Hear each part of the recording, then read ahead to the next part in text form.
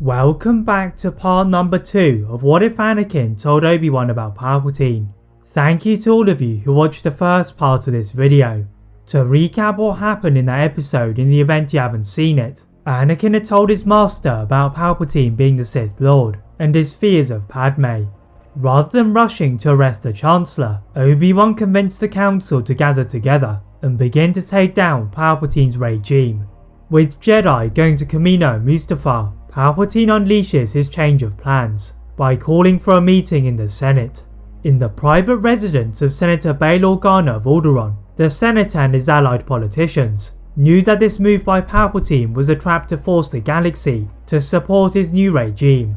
Immediately asking for the Council to help them, Obi-Wan and Mace Windu leave the temple to the other Council members, whilst they disguise themselves as Bail Organa's guards on the short journey to the Senate building. Organa guides them through a little-known side entrance and intercepts the other senators before they could enter into their individual pods. The Jedi then use mind tricks to divert the senators away from the building, ensuring that nobody would be coerced into supporting the new regime. The plan proceeds as the Jedi had foreseen, until the real Senate guards began to turn back from their post at the entrance and are surprised by the lack of commotion. Palpatine is enraged upon being notified of their betrayal and declared to the whole city that they would pay for their abandonment of his new galactic empire, but in his mind, he knew he would have to wait for Anakin. The Jedi Knight was a considerable distance away from Palpatine, planning on capturing the Kaminoans with Shakti, and soon they arrived through the dark and gloomy clouds to the destination. With their trust in the clones shaken, the Jedi quietly enter the facility, but still gravely concerned about the life of Padme. Anakin quickly rushed through the facility, setting off all of the security alarms. The Kaminoan security force start to run through the corridors, pointing their weapons around every turn, but the Jedi were too fast and breached the defences to enter Nala Se's laboratory. Aiming their lightsabers at the Kaminoans, the scientists protested their innocence, claiming that they were merely carrying out orders for the Republic. But Anakin's patience had run out as he lifted both Nala Se and Lama Su by their throats, then slammed them into the walls. As their lives started to dwindle, Master T diverted Anakin from his attacks to look at their data log, and previous transmissions showed that the Kaminoans had been collaborating with Dooku to ensure the real meaning of the clones was guarded from the Jedi. With the mystery of their army exposed, the Jedi needed to eliminate or overthrow Palpatine before he could use the clones to eliminate them all, but as a precaution, Master T ordered for all of the clone commanders to remove their control chips. Dragging the Kaminoans into their ship, Anakin could sense the great danger that had been occupying his mind, and he rushed over to find Padme in pain. Without Palpatine or the knowledge of the Jedi archives, the Jedi Knight carried the senator back inside and to one of the medical bays, where the droids helped Padme to give birth to Luke and Leia.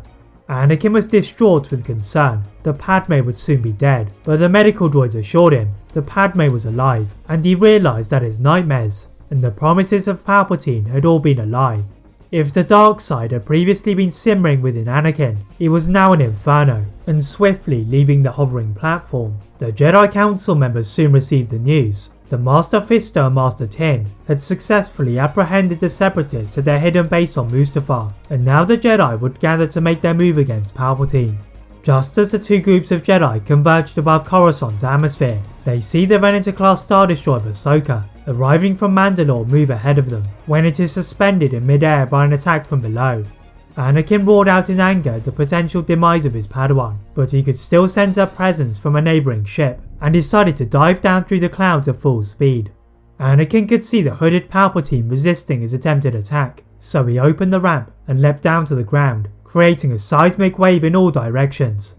The Jedi Knight had lost track of the Sith Lord, but before he could chase after him, all of the council members summoned to the council tower by the arriving Grandmaster Yoda. Together they decided to secretly ask the senators to motion for a vote of no confidence in order to get rid of Palpatine in the event their attack failed, when they felt a pain in the Force. Across from their elevated position, the Naboo starskiff that Anakin and Shakti had used had just been squashed, and Anakin sensed the pain from Padme, Luke and Leia. There was no time to waste with their lives in the balance, and breaking the windows of the room, he made one giant leap to save them. That is it for part 2 of What If Anakin Told Obi-Wan About Palpatine. If you'd like to see a part 3 soon, please like this video, turn on the notification bell, click that subscribe button on this channel, as well as on my other channel What If Films. And as always, leave a comment on what if you'd all like to see next, and how I can improve my videos. Thank you all very much for watching, and see you next time.